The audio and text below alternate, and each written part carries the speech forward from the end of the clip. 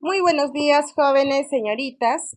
El día de hoy vamos a hablar acerca de los certificados bancarios en moneda extranjera y los certificados bancarios en moneda nacional.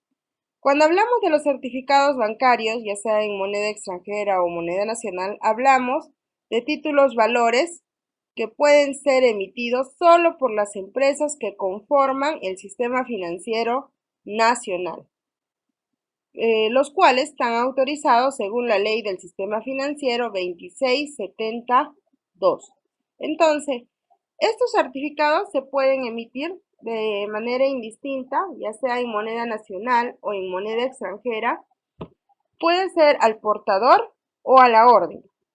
Cuando se emiten los certificados bancarios en moneda extranjera, se procede solo contra entrega de la moneda extranjera a la empresa emisora. Es decir, tú entregas tu moneda extranjera y de una vez que entregas, recién se te emite el certificado bancario de moneda extranjera. En el caso de que exista una redención anticipada de este certificado en cuestión, deberá constar en el mismo título, ¿no? En el título de valor deberá decir, ¿no? Este certificado bancario tendrá una redención anticipada, ¿ya?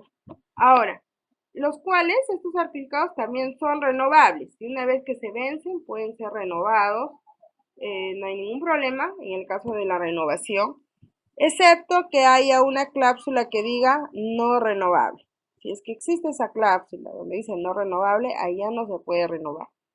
Ahora, la renovación es automática y será bajo las condiciones originales, las mismas condiciones que se quedaron desde un inicio, el plazo, bueno, en cuanto a las fechas, en cuanto a las tasas, en cuanto al periodo, ¿no? Que dice el mismo plazo, misma tasa de interés con capitalización de los correspondientes intereses en el periodo anterior. Bien, ahora veamos acerca del título de crédito hipotecario. Cuando nosotros hablamos de un título de crédito o cuando hablamos de hipoteca, hablamos de una garantía. Juan Pérez necesita un crédito, pero no tiene para solventar sus gastos, no sabe cómo sustentarlo o tal vez tiene ciertos ingresos, pero el banco le está pidiendo una garantía de que tiene que pagar ese crédito. Entonces le dice de garantía te voy a dejar, voy a hipotecarte mi casa, supongamos. Le deja un título de crédito hipotecario. Juan Pérez paga la letra constantemente y una vez de que termina de pagar, recupera su propiedad o su título hipotecario. Pero ¿qué sucede si el señor Juan Pérez no paga?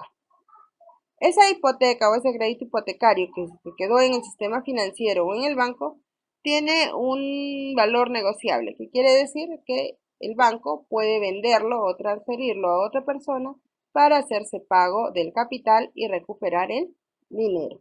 ¿Ya? Veamos qué nos dice. Es un título a la orden que representa crédito dinerario más la respectiva garantía de la hipotecaria que lo respalda.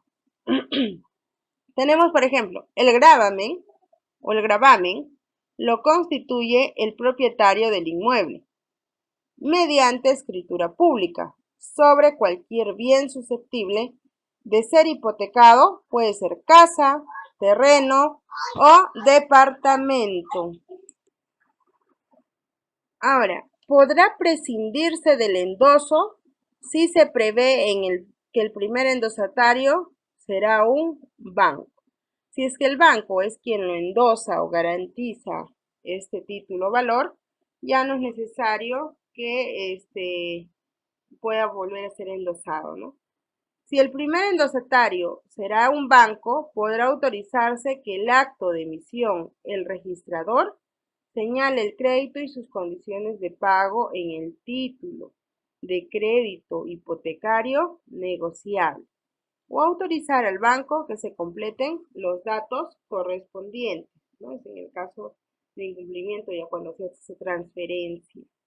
Ahora, en el título de crédito hipotecario negociable no rige la cláusula sin protesta. Es decir, en este título de valor no existe esa cláusula, ¿no? No existe la cláusula sin protesta.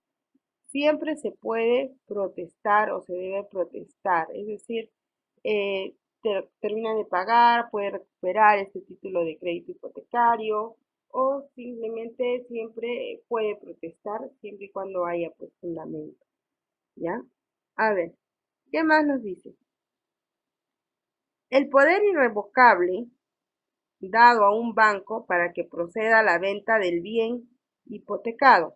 En caso de mora, se mantiene la extinción del gravamen o la hipoteca, que solo ocurre con la devolución del título de crédito hipotecario negociable cancelado por parte del banco al registro. En esta parte, es lo que les dije al inicio, si es que el cliente no cumple, no paga, tiene morosidad, bueno, aparte de, una cosa son las moras y otra cosa es que no pague. Si es que existe morosidad de repente en pagos o incumplimiento en las fechas, todavía puede esperar, como dice la entidad financiera, a que pague. No es decir que no cumplió y automáticamente se aplica ese título de crédito, ¿no? Hipotecario. Siempre se espera un periodo, de repente 90 días, 120 días, dependiendo de los acuerdos que hayan quedado. Si es que en caso de incumplimiento se espera un tiempo para que pueda ejecutarse, ¿no? Este título de crédito. Si al ver que no paga, a pesar de las notificaciones, de las restricciones, ¿qué hace el banco? Agarra y coloca ese título de valor hipotecario a la venta. Ahora, si la persona no quiere que el banco pues proceda, que no quiere que lo venda, no quiere que venda, ¿no? Esa propiedad, entonces lo que tiene que hacer es cancelar en totalidad ese título de crédito hipotecario negociable. Y una vez que el cliente lo paga, entonces el banco ya le entrega su título de crédito hipotecario. El saldo impago con el producto de remate puede ejecutarse contra el propietario, quien solicitó el crédito. Para el solo mérito de la constancia que deje el banco vendedor o juez, ¿no? Si es que hay en caso de impagos, ¿no? Como dice, no ha pagado del producto, ya lo ejecuta contra el propietario, es decir, el banco ya lo va a ejecutar, él es el que lo vende, el que firma los documentos, todo, o el juez, ¿no? En mérito a esta constancia de venta del bien que expide el banco vendedor o el juez, los gravames y cargas se levantarán, posibilitando inscribir la propiedad del comprador del bien libre de gravamen. ¿Qué quiere decir esto? Que por ejemplo, ya, a ese cliente que hipotecó su casa, no pudo pagar, entonces la casa está en deuda, ¿cierto? Entonces, ¿qué ha hecho el banco? El banco agarra, como es un título de crédito hipotecario negociable, el banco lo va a vender para recuperar su dinero. Al venderlo, recupera el dinero, como dice, cancela ese crédito y con ese dinero que ha vendido, ya que ha cancelado el crédito, el nuevo dueño va a tener esa casa libre de gravamen, o sea que esa casa ya no va a tener deuda para el nuevo dueño, para que lo pueda inscribir con total normalidad en las instituciones correspondientes, ¿no? Como registros públicos o claro, en registros públicos para que pueda tener todo el derecho de ley ya libre de gravamen, ¿no? Sin gravamen. Ahora es posible utilizar el título crédito hipotecario negociable garantizando toda obligación del propietario frente a un banco, siempre que se incluya ese pago. En este caso debe agregarse la cláusula no negociable. Por ejemplo, si es que solamente dejas ese título de crédito hipotecario, lo dejas como garantía para que pagues, y tú no quieres que lo vendan, ¿no? En caso de incumplimiento, quieres llegar a otra alternativa, de repente de nuevos financiamientos, entonces simplemente en los acuerdos ponen la cláusula no negociable para que no lo pueda vender la entidad financiera.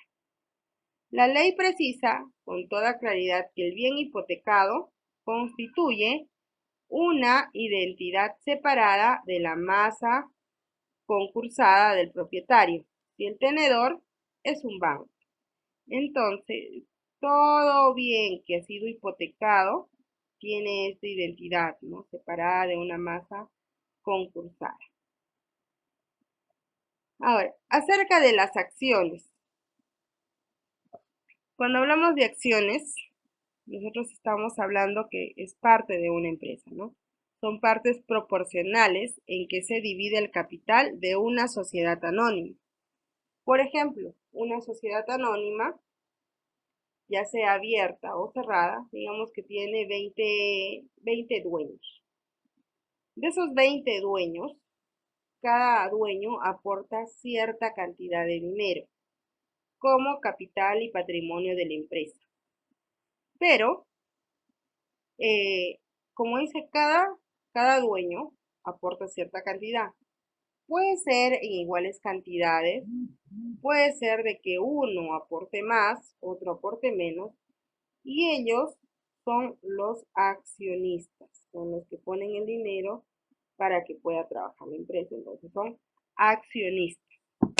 Y toda sociedad anónimo, por nacer, emite acciones a favor de sus socios fundadores, reconociendo la titularidad o propiedad de un número determinado de acciones representativas de partes proporcionales del capital social.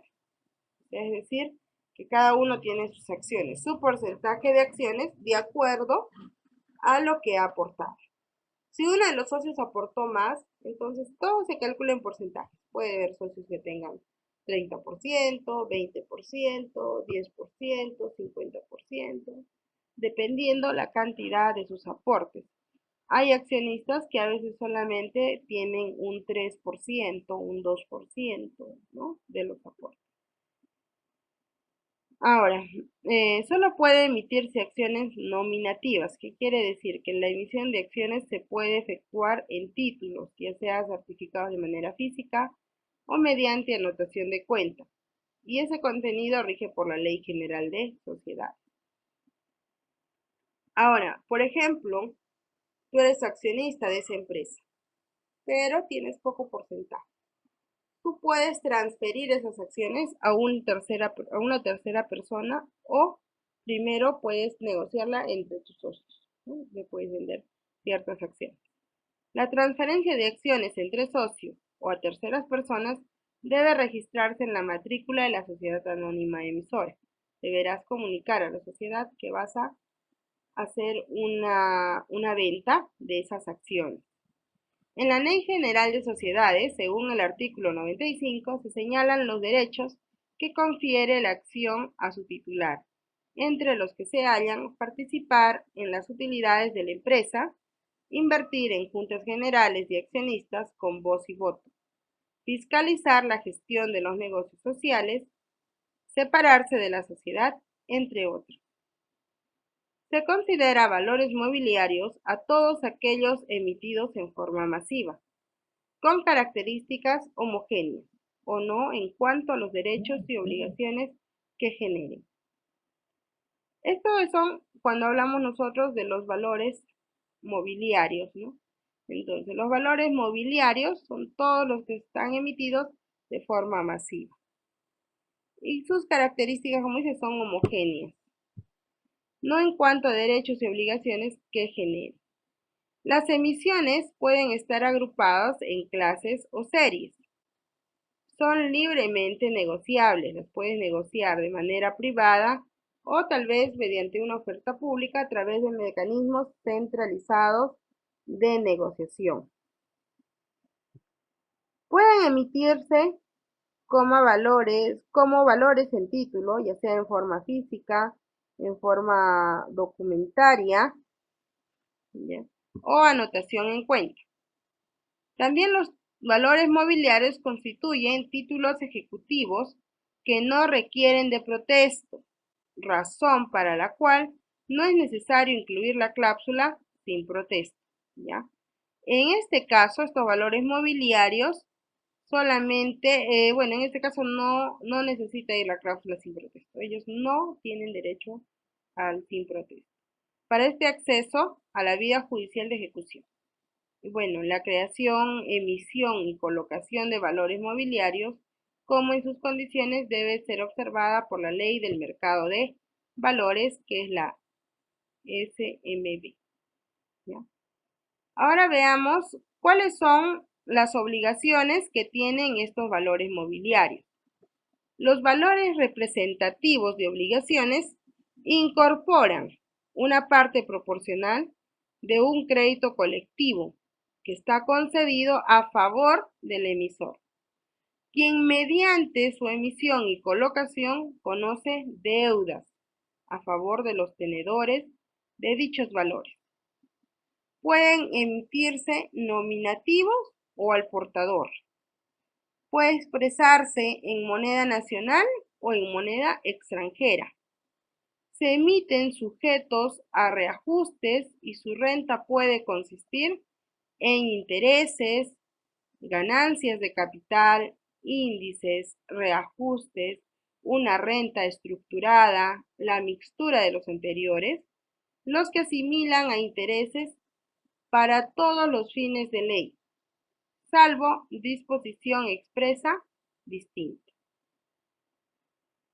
Ser bonos, papeles comerciales, obligaciones convertibles, letras hipotecarias, cédulas hipotecarias, los pagarés bancarios, los certificados de depósitos no negociables como los warrants, pudiendo en este caso la CONACEP autorizar la emisión de otros valores, ¿ya?, que llevan en libros o soportes electrónicos. ¿Ya? También se crea un registro de obligaciones similar a la matrícula de acciones que llevan las sociedades anónimas para este registro. El representante de los obligacionistas, que es decir, los titulares de valores, pueden llevar copia de matrícula. En el caso de obligaciones al portador, se registra el primer tomador y a quienes ejerciten estos derechos, no siendo ello prueba del actual tenedor sea una persona registrada. Para inscribir gravamen sobre los valores, se requiere presentar el título representativo, es decir, el título valor que va a quedar como garantía. El emisor de obligaciones inscritas en el ICLB, ¿no?, Cavalli, no requiere llevar la matrícula de obligaciones.